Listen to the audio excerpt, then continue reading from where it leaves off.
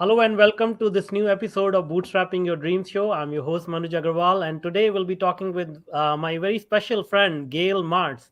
So, when you are taking a pet with you on a plane, remember that you're doing something extraordinary, and only one person in the whole world is responsible for your fantastic experience. Gayle created the soft-sided pet carrier category with her iconic Sherpa bag and led a successful business she built from the ground up for decades. A brilliant example of turning a passion into a business. Gail invented the Sherpa bag for all modes of pet travel in 1989, forever changing the pet travel experience. She believes that your ideas are worthless until they are implemented. Gail had riches to rag story. Uh, Riches to rag. Sorry, Gail had a rag Oh, story. rags to riches. Yeah, I'm so sorry about that. But Uh, we Gail, understand. yeah, we understand. Like Gail had a rags to riches story because she was unemployed before starting her business. Gail is a well-known pet travel expert, the author of No Pet Left Behind, and her latest book, It's in the Bag.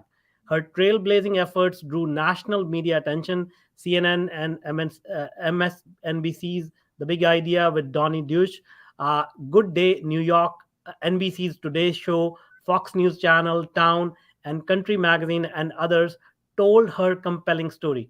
Gail's reputation as a travel expert turned innovative entrepreneur grew, and she became a sought after speaker and consultant.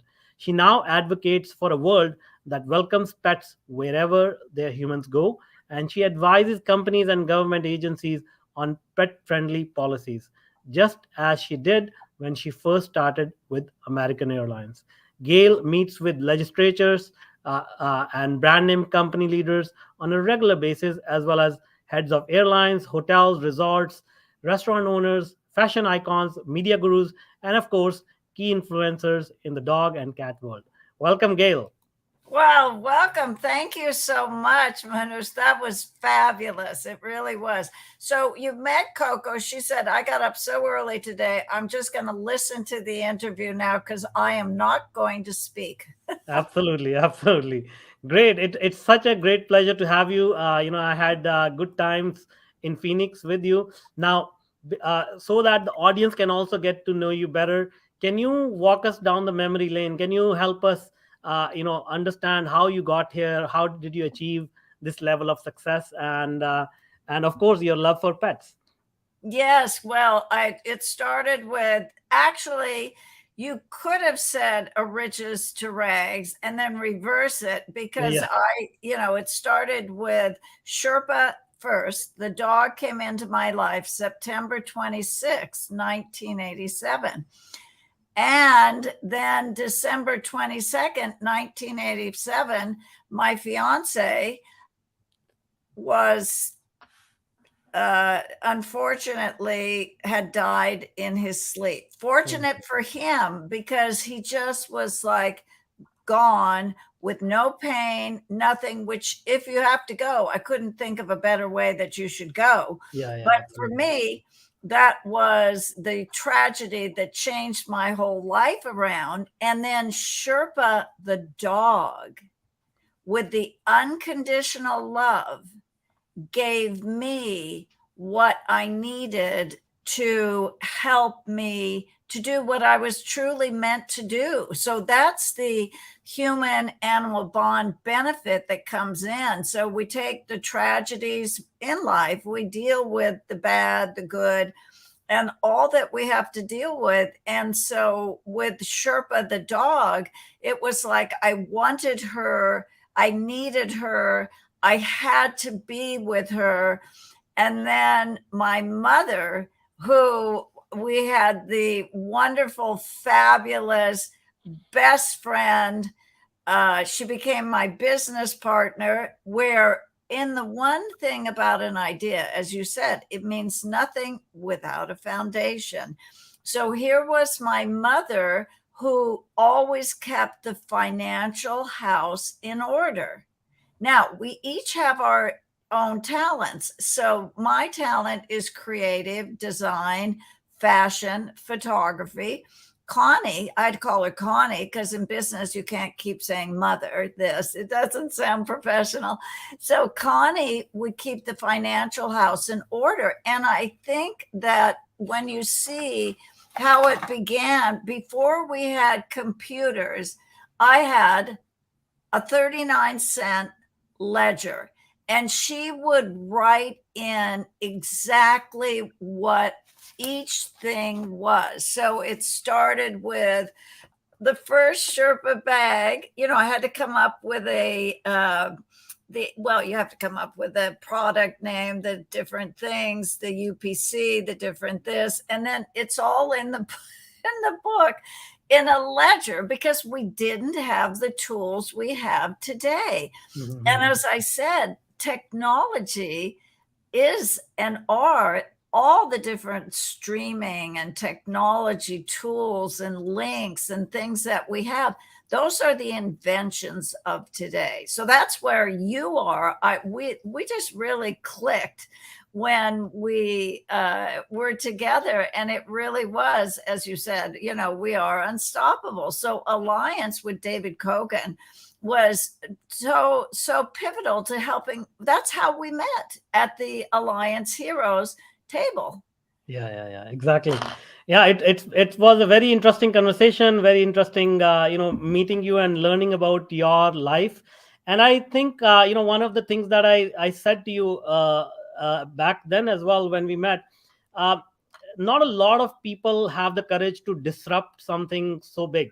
So how did you find that courage? How did you find the grit to go against large organizations like airlines and government bodies and try to convince them on changing the laws that were there for decades? The way that, when you begin something and you lay a foundation, and I have to look at a community. So the community of pet lovers is enormous. It's huge. And it's $261 billion pet market now. But when I started, it was much smaller. And when you said, what I did was I created a category, and the category was the soft-sided pet carrier. That didn't exist. Now, how do you know it didn't exist? You have to research. But what we can do now in research, it's all on the computer. Oh, I could ask Siri. I could say Google. I could do any of the tools that we have. So then I had to get to American Airlines. I wanted to start with an airlines because you could not take a pet on a plane in the cabin with you. And in order to do that, I had to create the soft-sided pet carrier that would conform to all underneath the seat dimensions. So this is in 88, 89, and I think what's so important is how I began in my life when I was 20 years old. I was filled with this wanderlust. So I was in college. I just went and got an AA and graduated with honors and did that. But I said, I have a wanderlust. I can always go back to school. I can always finish this, but I needed to get out and live life, see life, experience life, and learn about life. And so I was fortunate and so grateful when I was hired as a hostess, which is now a flight attendant for TWA, Trans World Airlines. And at that time, Trans World Airlines and Pan American Airlines, those were the two top. So it's like I chose the one I wanted, and that was TWA. And then I was based in New York City, 20 years old, and I flew to Europe. Now, I flew to Europe. I didn't have choices because, you have seniority and different things like that. But would feel like, oh, my choice was like, okay, well, I love Paris. But you see, when all the senior people, it goes by seniority then and now, the senior people would go to places, but let's just say, now in the world has changed. And so if there were terrorist attacks, if there were different things that were happening, that country, city would go very junior because people wanted to be safe and not go to a place that was having these attacks. So it really is in the world. We look at what is going on in the world, and then now, coming fast forward from way back then, you can see everything that's happening in the world and hear it. And I'm tuned in with 3 computers, 2 iPhones, at least 2 or 3 iPhones sitting by me at all times, and my dogs. And so I think the airlines was really it was the beginning. It truly, I don't think for a fact, my live life experiences. And I was selected for all of these special assignments. So I did presidential charters. So when the president, let's say way back then, Jimmy Carter was doing a overseas assignment, Trans World Airlines was one airline, and let's say we would carry the reporters on board a 707, and then the whole plane would be changed around, so they had their workstation. It wouldn't be a normal thing, nor would the food be like anything you would ever get now. It was above and beyond first class in every single way. It was privately for either the news correspondents or the photographers. Now, I loved also being on the plane with the photographers because I learned so much. So let's just say we'd land in a city, wherever it was in the world at the time. And the photographers, they're out there and getting everything all set up. So when Air Force One would arrive, you'd get that first shot. Who gets the first shot photograph of the president getting off the plane at that time? And then when they meet with the president or the ruler or whoever it is of that country, it was one of those things. So that was truly very exciting for me. And all of my special assignments, let's say, I had the heart surgeons from the Cleveland Clinic. So when we talk about health and different things like that, you must be healthy. And when people have money like Prince Turki of Saudi Arabia, who do you think he flies over? The doctors from the heart surgeons from the Cleveland Clinic. So then I'm on a special assignment over to Saudi Arabia with the heart surgeons from the Cleveland Clinic. All of these things helped in the formulation of having the right people, the communities, and doing truly what you love. Yeah. I think those stories are so fascinating. So I obviously appreciate you sharing those experiences.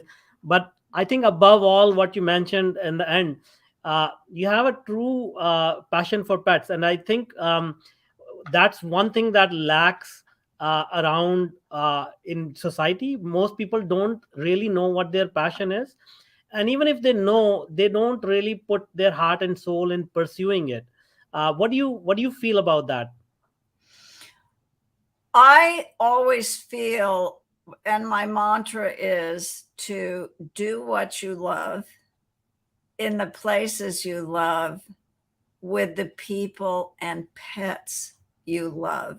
So I would be in a city, let's say when I had started my company, and well, for let's say a Petco, these are these big superstore chains. I was so, this was like in 1990, I got into Petco. So it's one thing to change a policy on an airline. That's great. But what do people really do? They're in their cars more. So I also did the airlines. Then I did the automotive industry on pet occupant safety. And then when I worked with, let's say, Petco, I have to show them and inform them and help to educate them on how they can better help their customers. Same in the airline industry, every single industry. It's a service that you are providing.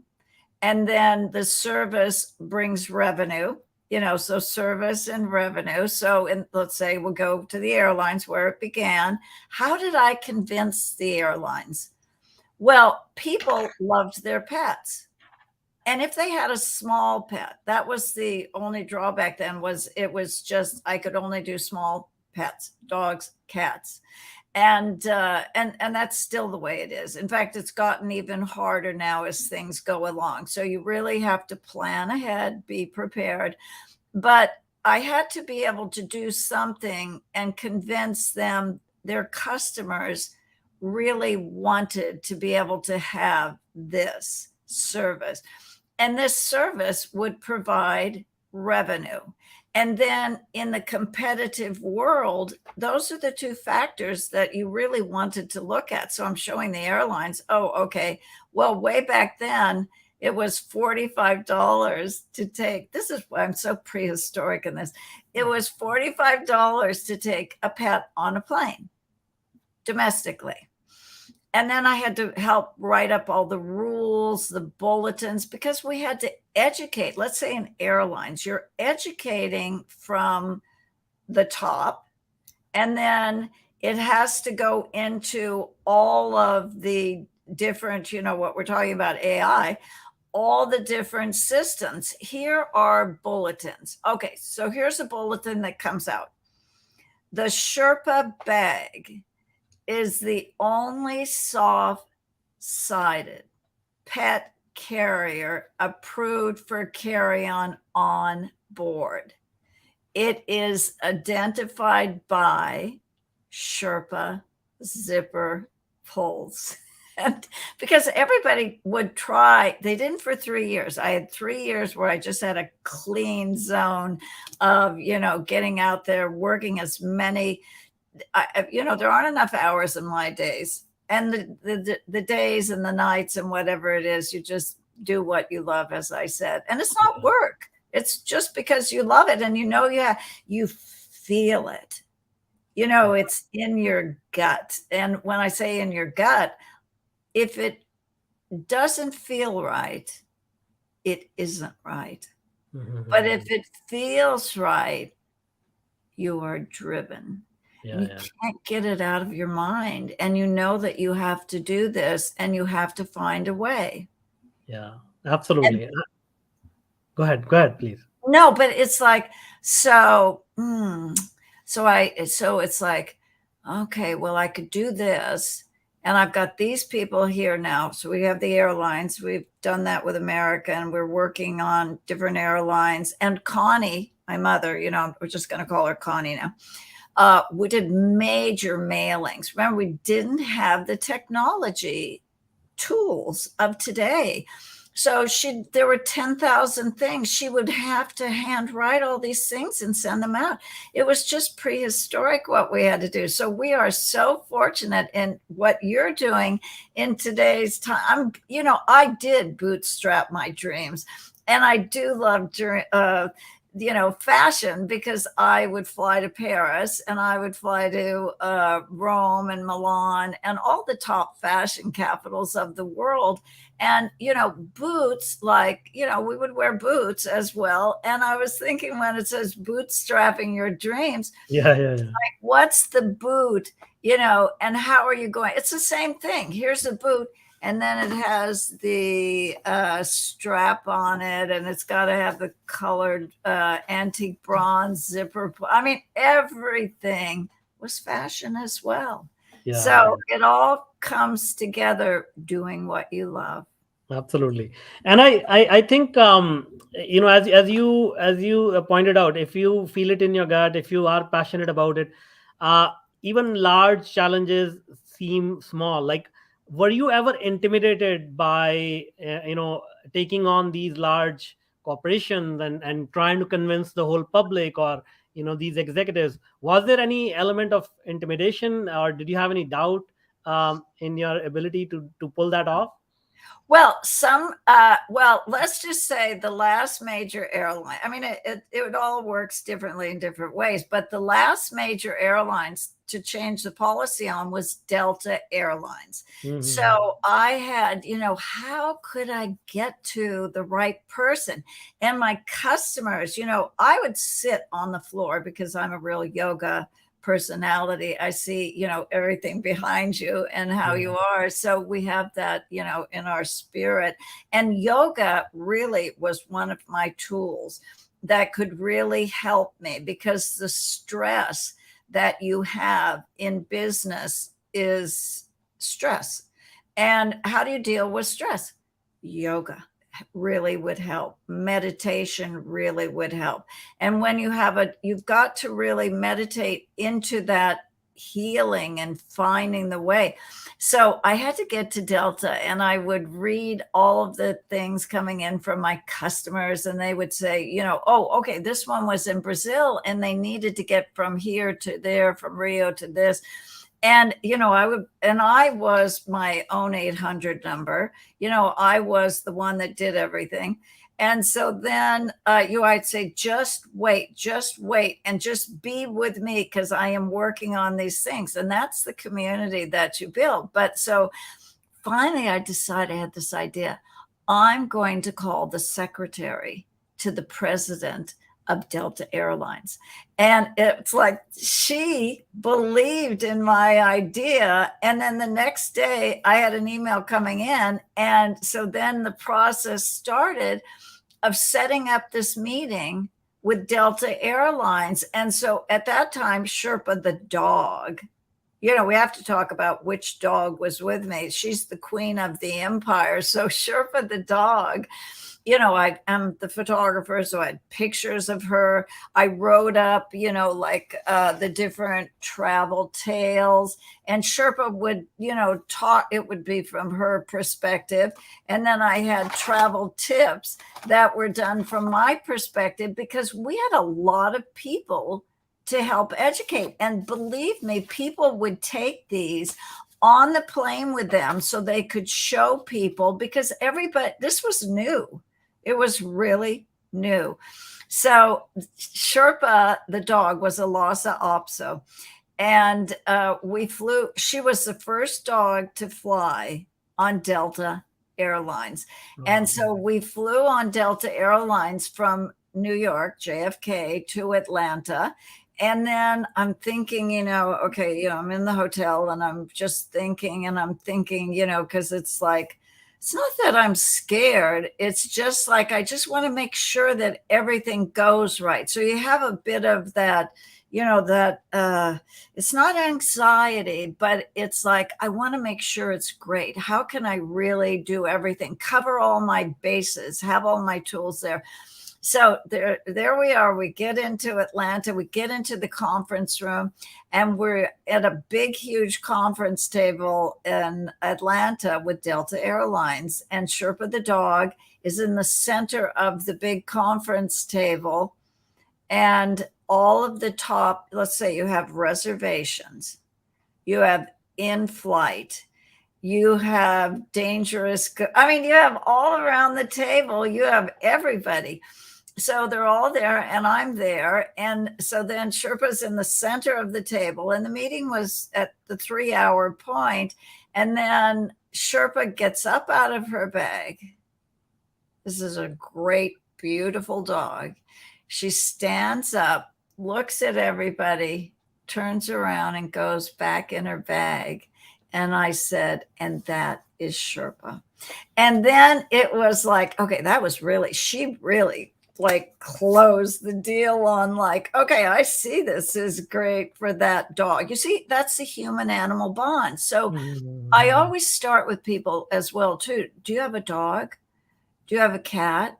And people have stories, and it's not about me, it's about them. And you must listen to your customers. So they will have a story and they will share with me, the story. And that's how it really began, with the community of pet lovers that could help me to really feel in my heart and soul that what I was doing was what I was meant to do. Nice, nice. So it sounds like if you combine passion with service to others, build a community around you, that intimidation factor goes away. I mean, you still feel nervous, but you go on and you accomplish your goals because so many people are counting on you. Is that right? Yes, Mhm. people and their pets. Because how can you go, like, people would, they would see me and they would say to me, oh, I really wish, this was so long ago, I really wish that my, uh, whatever, Bentley or whatever the name of the, I wish my dog was with me. And then it Yeah, became so common that, okay, so take the airlines, that's only a small part. Take the cars, pet occupant safety, and then take what happened during the pandemic that we're dealing with. What did people do? They had to stay at home. And so I spent a lot of my time in Paris, France. But at that time, well, we couldn't go.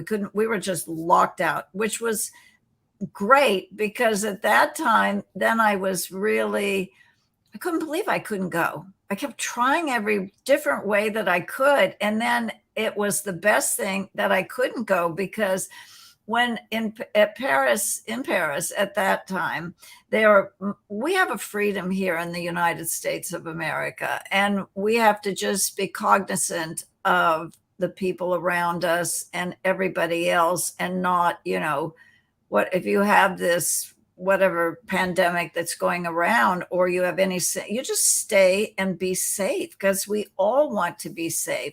And especially, with the different people that are more susceptible to picking up diseases and the different ages that we're dealing with. So it was really the best thing that I wasn't going to Paris, because if you were in Paris, you could not go out of your house. You could go out of your house, but you had to have a document, attestation, signed by the police saying, okay, well, I'm going out for 1 hour. I have to do this. I have to do that. And that's what you had to do. But I was here and I was working on my book.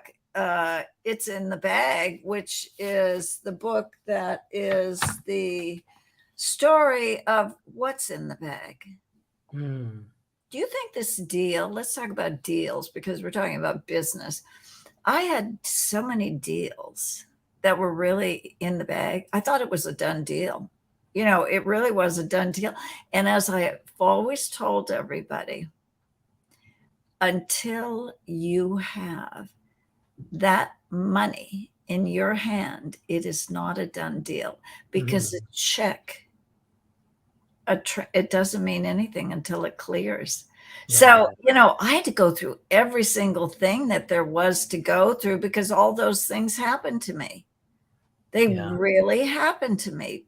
People, I mean, there is another part of the world, they can do very evil things. So yeah, you've really got it. One of the biggest things is the professional help you really need. And my attorney is with me for everything.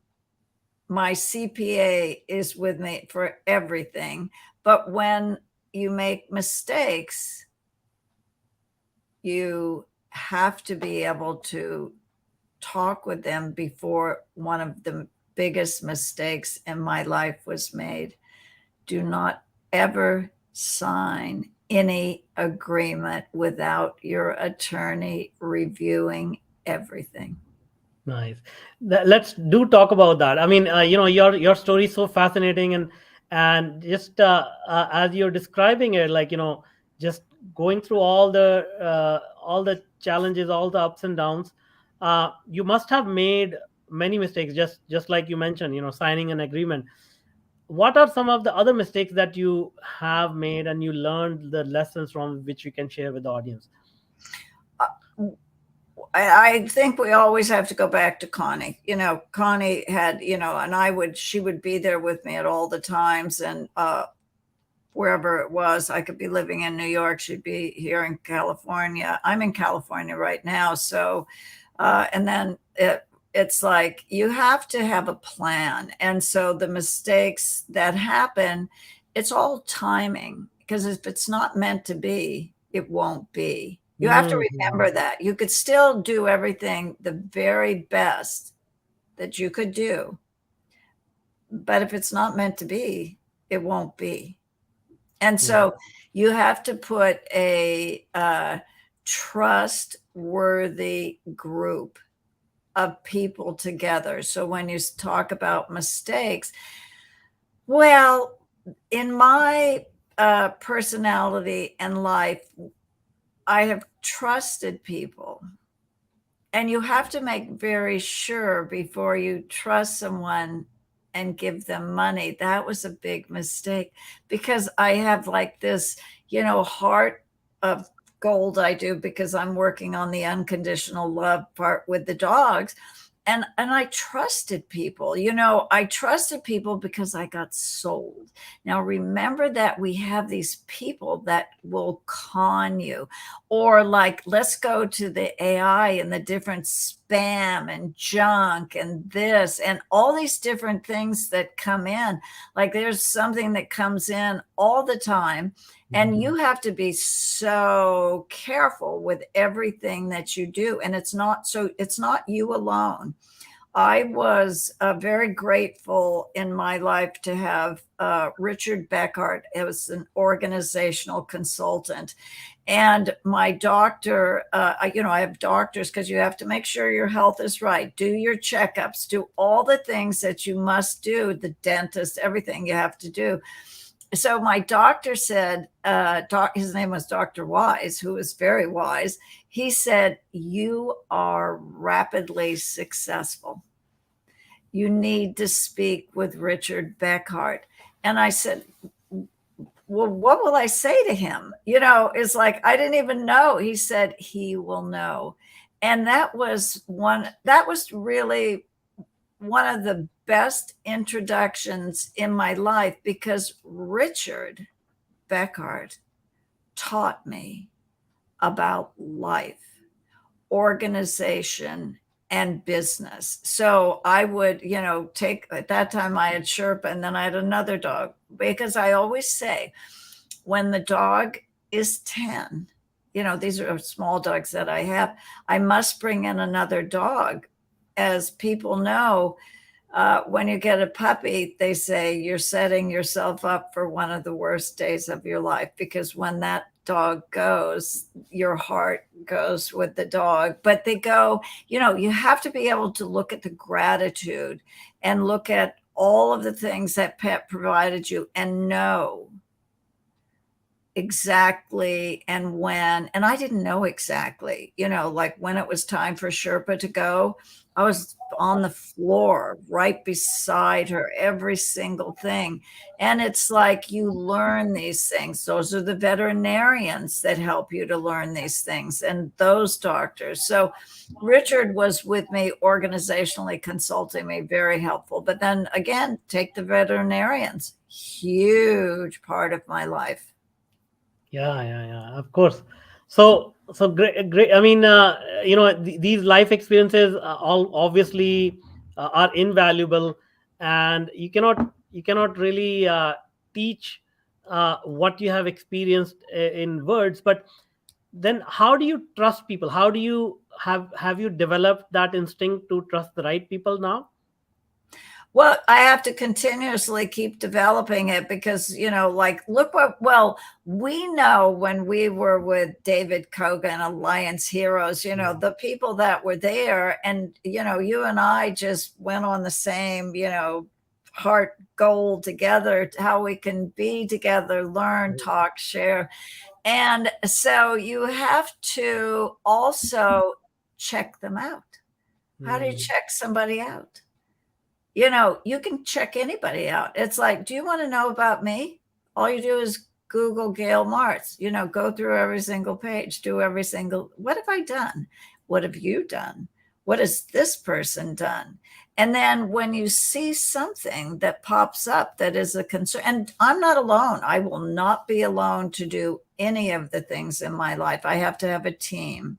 So the public relations team that I have, which really helps me with all of that, it's like, okay, here's David Kogan. They found David Kogan, and I did the podcast with him, and that was a great connection. So I believe and I trust in all of them.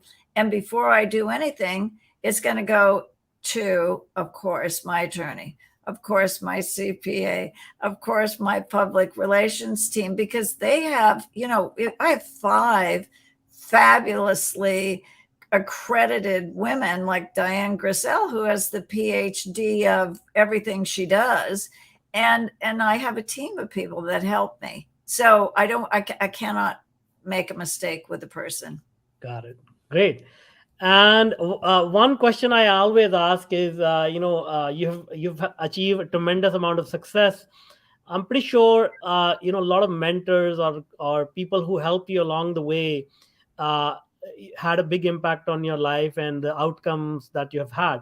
So, can you share some stories? Any stories of you getting sort of a jump start or getting help from any of your mentors or coaches when things were not going well? Well, yes, because if I didn't have Richard Beckhart, it's like I remember I'm being a photographer, I have a picture of everything.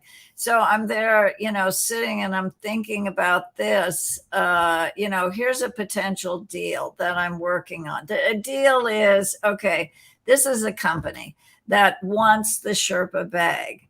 And so then I want to show him like this company, and then I'm going to work through all of the different parts of the company and what they are. But it's not, the money is never what it is that you're working for. It's what it is that you can do to help make a difference in the world. And so then I showed him, I had an offer at that time. It was 1997. It was a lot of money for $4.5 million for me. And then what was my role going to be and everything else? But my role was going to be so restricted that I couldn't take the deal. And I couldn't have done that alone without Richard to help me with the questions to ask and the things to know, and would it be right for me to do that? That's one, in a business deal. And then another thing was a great learning experience for me, because I look at all the luxury houses. Let's just say the luxury houses we have, Hermes, Lanvin, you see them all the time, especially at Fashion Week in Paris, Balenciaga, and different things. And it's like I had to set up, I really wanted, it had to be a global. I had to set up a global brand. So the global brand, when we look at our tools of technology and everything like that, you have to have patents, you have to have trademarks, you have to have copyrights, you have to do everything so you are protected and you own that name. You own that concept, in the sense you also have a lot of legal issues that you're going to be dealing with. So you have to have a great legal team that's there with you. And I had that. My patent and trademark attorneys were fabulous. And they really helped me because I just didn't know. I mean, how would I know those things? That's what they specialize in. So get your team of professionals working with you all the way. Great advice. Great advice. Yeah, I mean, I guess these experts and mentors and people who have more experience and knowledge, they can see around the corners and let us know, that there's dangers lurking around, and that's how we learn, right? Like learning from other people. Yes. Great. Thank you so much, Gayle. This has been such an amazing conversation. Thank you for sharing your experience and your very interesting life with us. Now, before I let you go, can you tell us, people who want to reach out and connect with you, what is the best way they can connect with you? My website is Gayle, GAYLE, MARTZ.com. so they get a picture of what I do. And then I think LinkedIn is really what people are working with, in a professional sense, because then it narrows it down to the LinkedIn what's the LinkedIn? How we have the LinkedIn to get on with, because we'll put those. We'll figure it out. We'll put those links in the show notes. We don't have to spend any more time, because that's so important. I think that really narrows it down as well. So get the picture on the .coms, Google whatever you need to do about Gayle Martz, and then you can learn, and then we can work together. It's really a global marketplace. Yes, absolutely. Great. Thank you so much. It was a lot of fun having you. Thank you. But thank you so much, Manoj. Thank you.